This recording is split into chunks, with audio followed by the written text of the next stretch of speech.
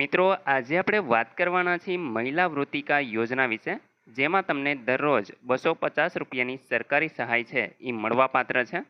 મિત્રો, આ યોજના વિશે તમને સંપૂર્ણ માહિતી આપવાની છે, જેમાં કયા કયા દસ્તાવેજો જોશે એ તમામ માહિતી તમને આ વિડીયોની અંદર મળી જશે. જો તમને આવા જ વિડીયોની માહિતી ગમતી હોય તો તમે અમારી ચેનલને સબસ્ક્રાઈબ કરી શકો છો. તમારા મિત્રો સુધી શેર કરજો. ચાલો શરૂ કરીએ.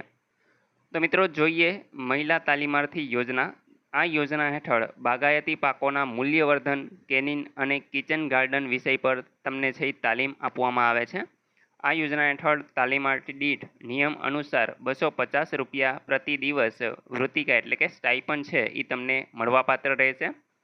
ત્યાર પછી મિત્રો વાત કરીશું કે તાલીમના કેટલા દિવસો તમારે છે એ લેવાના થશે. તો કે આ યોજના હેઠળ અરજદારને 2 અને 5 દિવસની તાલીમ આપવામાં આવશે.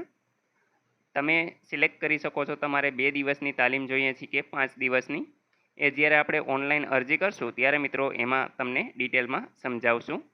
તાલીમ વર્ગમાં તાલીમાર્થીઓની સંખ્યા ઓછામાં ઓછી 20, વધુમાં વધુ 50ની રહેશે. એટલે કે આટલી સંખ્યા જ્યારે થઈ જશે ત્યારે તમને બોલાવવામાં આવશે.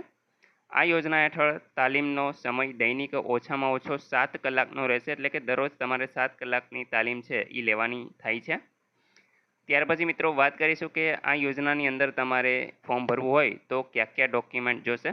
તો કે એક તો સક્ષમ અધિકારીશ્રીનું દિવ્યાંગ અંગેનું પ્રમાણપત્ર. જો તમે દિવ્યાંગ એટલે કે અપંગતા ધરાવતા હોય તો જ મિત્રો તમને લાગુ પડશે, બાકી આ ડોક્યુમેન્ટની જરૂર નથી. ત્યાર પછી આધાર કાર્ડની નકલ તમારે અહીં અપલોડ કરવાની છે, બેંક પાસબુકની નકલ અથવા તો કેન્સલ ચેક.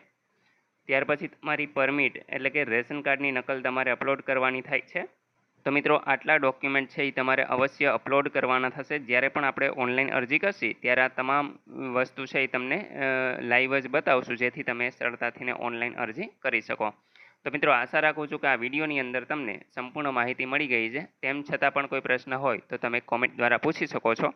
વિડીયોને લાઇક કરી દેજો, તમારા મિત્રો સુધી શેર કરજો અને ચેનલને સબસ્ક્રાઈબ કરી લેજો, જેથી આવી કોઈ પણ માહિતી આપ સુધી પહોંચતી રહે. વિડીયો જોવા બદલ આપનો ખૂબ ખૂબ આભાર. મળીએ એક નવા વિડીયો સાથે. ત્યાં સુધી જય હિન્દ.